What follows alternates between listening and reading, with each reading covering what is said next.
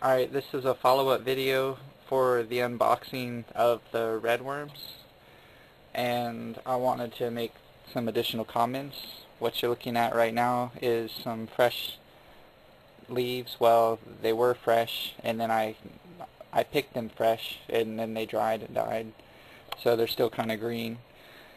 And I wanted to say that the worms, for the most part, typically they were fairly small, which is actually a good thing in my situation, because when you're buying worms by weight, then the bigger the worms are, the more they weigh, the less worms you get. Uh, Bigger worms are known as breeder worms, and that means that they can lay eggs and multiply faster.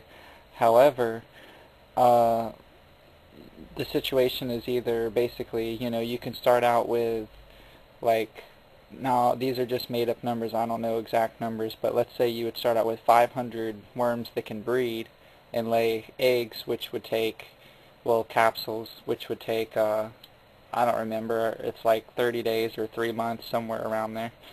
Or you can start out with between 1,000 and 1,500 worms, and then in a few months they can lay eggs, or capsules. I'm sorry, I keep saying eggs, but that's basically what they are, but for some reason they call them capsules. They're kind of like cocoons that are hard. Um, so personally, I would rather start out with a ton of little worms, because they're not required to breed. If they don't breed, you still have a ton of worms. In a few months, you'll have a ton of big worms. And when I was messing around with the worms that were in the bag and putting them in there, um, I couldn't really separate them because they were so intertwined with each other.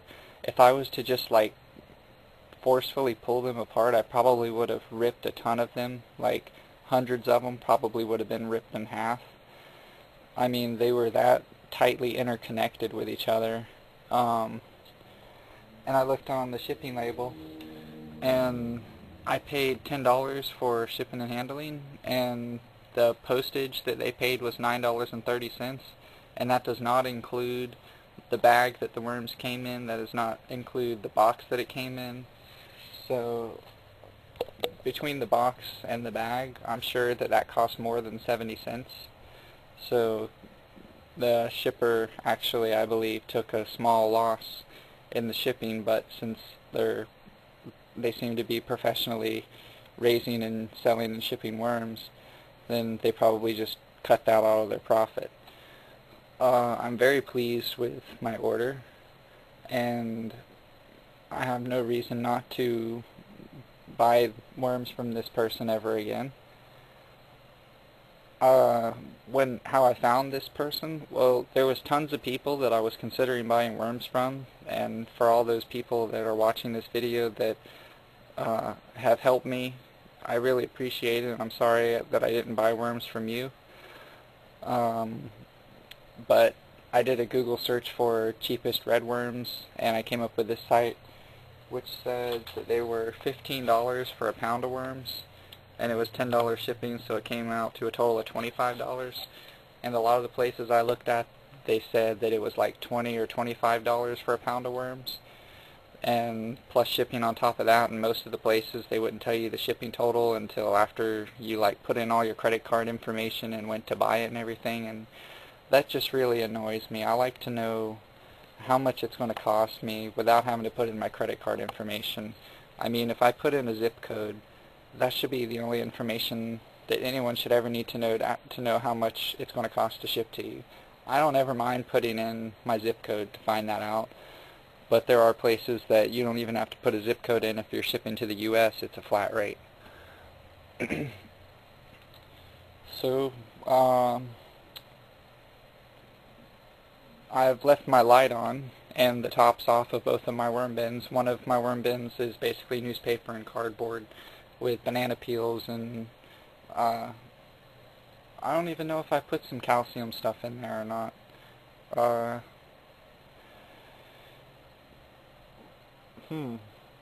I guess I could put some in there, some lime, some hydrated limestone, pellets, crumble them up, and one good thing is, I don't know what I've done different, but none of the worms have tried to escape. None of them. So I must be doing something right.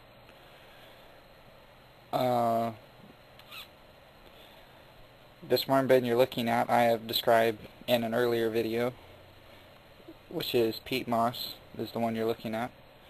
I don't have my gloves right now. Peel back a layer, see what's going on.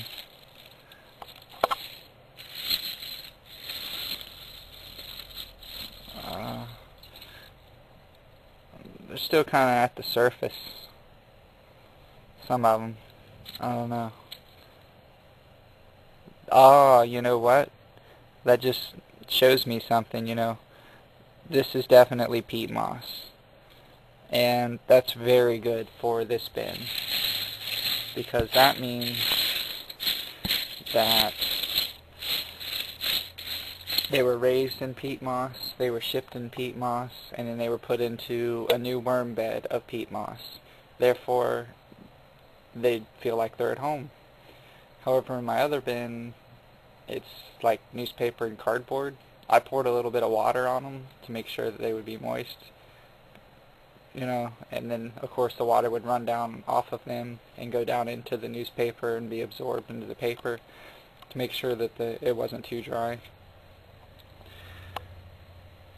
And I don't remember if I said this in the video 2 videos ago, but when I put a black trash bag over top of these leaves, it grew so much mold. It is crazy. And when I just took my hand like this and moved it like this, a huge dust cloud of spores and mold just went flying everywhere.